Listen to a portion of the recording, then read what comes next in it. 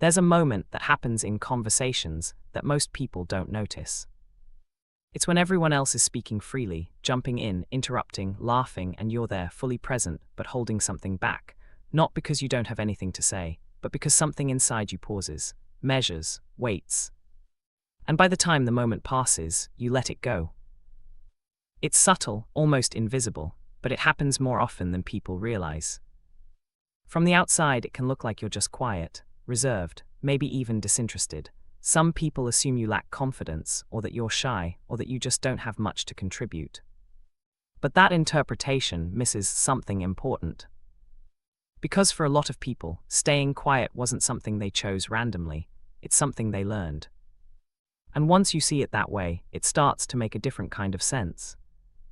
People who learn to stay quiet aren't empty. They're usually the opposite. They notice more. They pick up on tone shifts, subtle reactions, unspoken tension. Their mind is active, constantly processing, filtering, anticipating. But somewhere along the way, they also learned that not everything they think or feel is safe to express.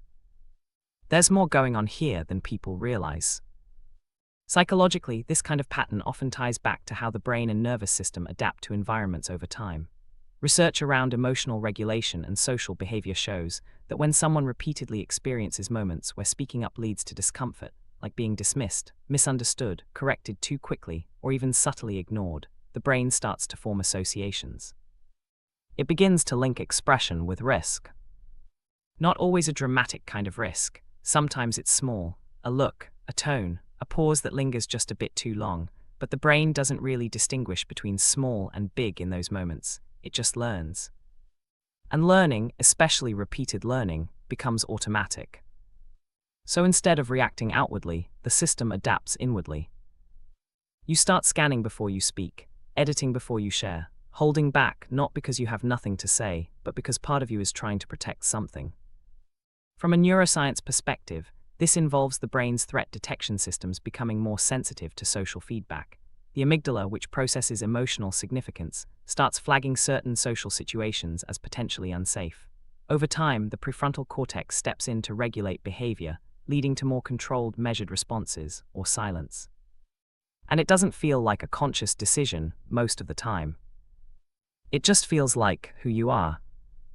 But this usually doesn't begin in isolation. It's often shaped early. For some, it traces back to environments where speaking up didn't lead to being heard. Maybe conversations were dominated by louder voices. Maybe emotions weren't fully welcomed or were quickly corrected. Maybe there was an unspoken expectation to be easy, be calm, or not make things complicated. In those environments, staying quiet can become a form of stability. For others, it develops through repeated social experiences, friendships, classrooms, workplaces, where being open led to being misunderstood, or where timing never quite worked out, where you spoke but it didn't land the way you intended, or worse, it changed how people saw you. So you adjust. Not all at once, gradually. Until quiet becomes familiar, predictable, safe. And it's important to say this clearly, this isn't better or worse than being outspoken. It's just different. Some people are wired to externalize quickly, others are wired to process internally before expressing. Neither is more correct. They're just different ways the human mind adapts to the world it experiences. But there's a layer to this that doesn't get talked about much. Because learning to stay quiet comes with both strengths and trade-offs. The strength is obvious once you notice it. People who are quiet in this way often have a deep awareness of others. They listen in a way that isn't performative. They pick up on what isn't being said. They can sit with complexity without needing to immediately resolve it. There's a kind of emotional intelligence there that doesn't always show up loudly, but it's there. At the same time, there's a quieter cost. Because when you consistently hold things in, even small things, they don't disappear. They just stay unexpressed. Over time, that can create a distance between what you experience internally and what you allow externally. And that gap can feel isolating. Not because people are far away, but because they're not fully seeing you. There's also a paradox here. The more thoughtful and aware you are, the more reasons you can find not to speak.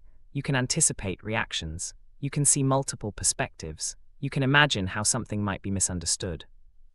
So silence can start to feel like the most efficient option. But efficiency isn't the same as connection. And that's where things get complicated. Because the same awareness that helps you navigate people can also quietly keep you at a distance from them. Still, none of this means something is wrong with you. It means something made sense at the time. Your mind learned a pattern that helped you move through your environment with less friction. It adapted in a way that kept things stable, predictable, manageable. And that matters. Because not every adaptation is meant to be loud or obvious. Some are quiet, subtle, almost invisible. But they're still intelligent. They still serve a purpose. And recognizing that changes the way you see yourself. Instead of asking, why am I like this? It becomes more like, what did this help me navigate? That shift alone removes a lot of unnecessary pressure. Because you're no longer trying to fix something, you're understanding it. And understanding creates space. Space to notice when silence feels natural, and when it feels like something you learn to rely on, even when you don't need to anymore. Not in a forceful way, just in a quiet awareness. The same kind of awareness you've probably had all along. And maybe that's the part most people miss. That staying quiet isn't emptiness. It's often a form of depth that learned how to stay contained. If this feels familiar, there's probably more to your patterns than you've been told. And if this kind of content speaks to you, you already know what to do.